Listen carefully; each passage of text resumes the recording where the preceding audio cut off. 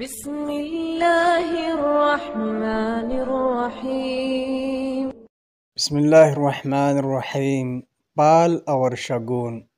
نبی اکرم صلی اللہ علیہ وسلم کا ارشاد گرامی ہے، امراض متعدی اور شگون کچھ نہیں، ان میں سے بہتر فال ہے۔ صحابہ کرام رضی اللہ عنہم نے پوچھا، فال کیا ہے؟ آپ صلی اللہ علیہ وسلم نے فرمایا، آدمی کا اچھی بات سننا۔ نبی اکرم صلی اللہ علیہ وسلم پال کو پسند فرماتے تھے۔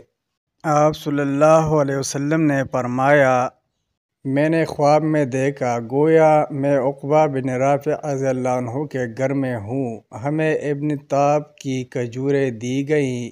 میں نے اس کی تعبیر یہ کی کہ دنیا میں ہمارے لیے رفعت و عزت اور آخرت میں ہمارے لیے اجر و نعمت ہے اور ہمارا دین عمدہ ہے۔ شگون کے متعلق حضرت معاویہ بن حکم رضی اللہ عنہ کہتے ہیں کہ میں نے رسول اللہ صلی اللہ علیہ وسلم سے کہا، ہم میں سے کچھ لوگ شگون لیتے ہیں۔ آپ صلی اللہ علیہ وسلم نے فرمایا، یہ چیز تم صرف اپنے سینوں میں محسوس کرتے ہو، مگر یہ تمہیں کسی ارادے سے ہرگز نہ روکے۔